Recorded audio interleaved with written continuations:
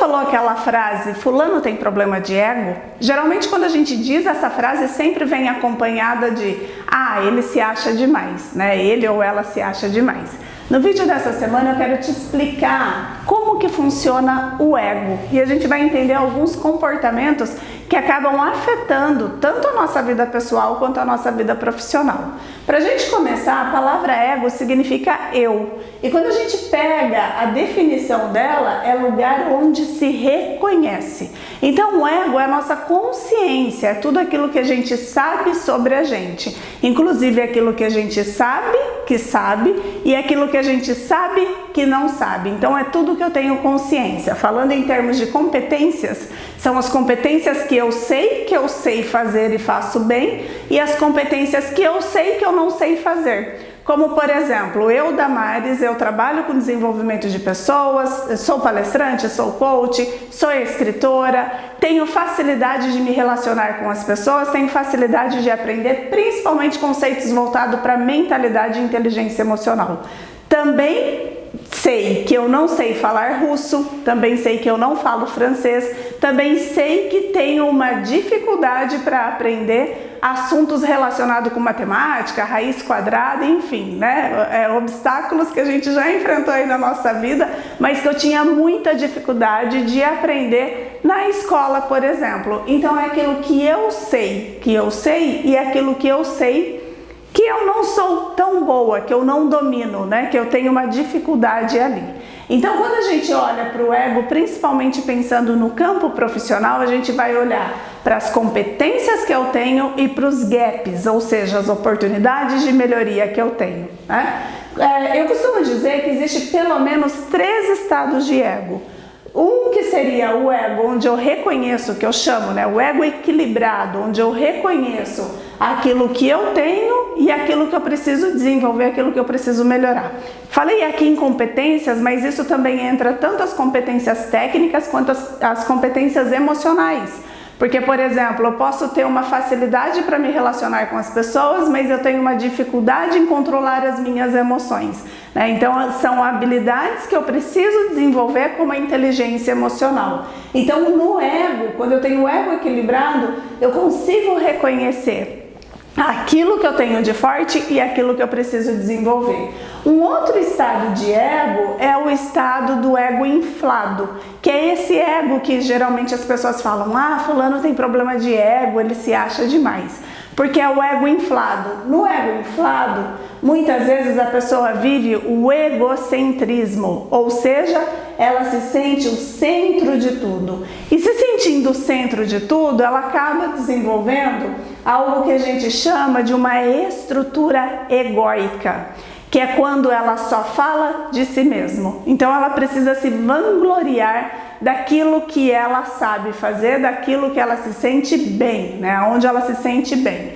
E esse tipo de pessoa, né, que fala de si o tempo todo, geralmente ela vive numa ilusão de ego. Geralmente essas pessoas, elas têm problemas muitas vezes relacionados com insegurança. É por isso que elas precisam criar essa ilusão do quanto que elas são boas, do quanto que só elas sabem fazer, do quanto que elas são competentes. Claro, né, no ambiente corporativo, conviver com pessoas assim acaba causando um mal-estar nas pessoas.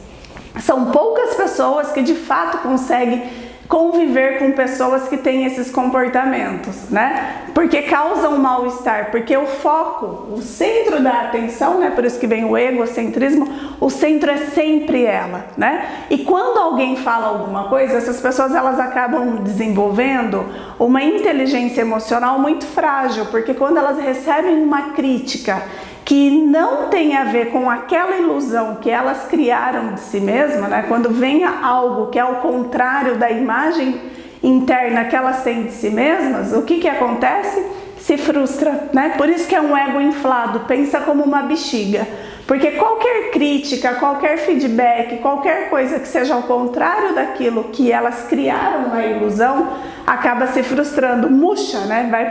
Vai indo para frustração, né? E muitas pessoas não têm a resiliência interna para trabalhar tudo isso e ficam um bom tempo nesse estado de frustração. Claro que aí muitas vezes vem o vitimismo, que também faz parte um pouco desse comportamento.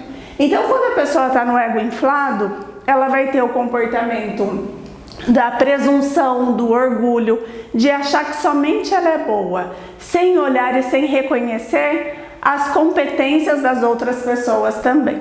Já no ego murcho, né? Eu não achei nenhum nome melhor para poder lidar esse terceiro estágio do ego.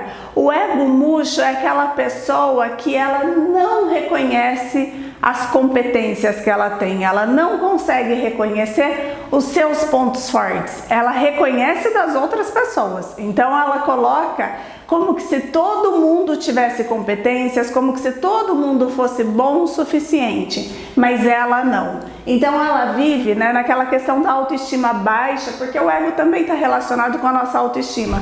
Ela vive com a autoestima baixa, às vezes vive até num estágio como se fosse um vitimismo, né? Acreditando que os outros sabem mais do que ela, né? Acreditando que todo mundo é melhor do que ela.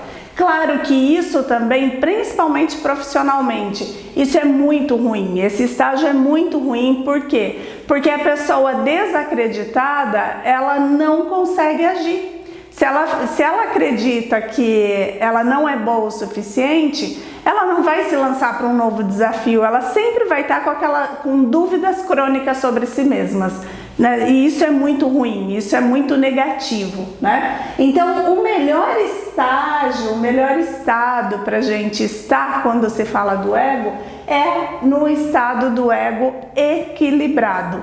Só que para isso a gente precisa trabalhar muito o nosso autoconhecimento e a nossa inteligência emocional. Existem algumas técnicas para a gente fazer isso, como a terapia, o processo de coaching, leitura, religião, né, que são algumas ferramentas que nos ajudam muito a desenvolver a nossa inteligência emocional e também o nosso autoconhecimento.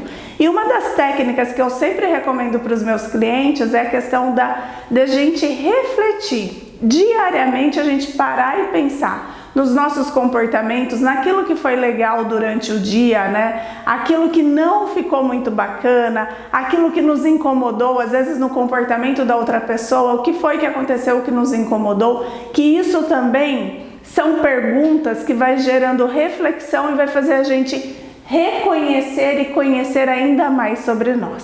Fez sentido, né? A pergunta principal desse vídeo, fez sentido tudo isso para você? Consegue analisar e pensar nesse momento da sua vida, em quais desses estados você se encontra? Porque isso é extremamente importante, né? A gente refletir.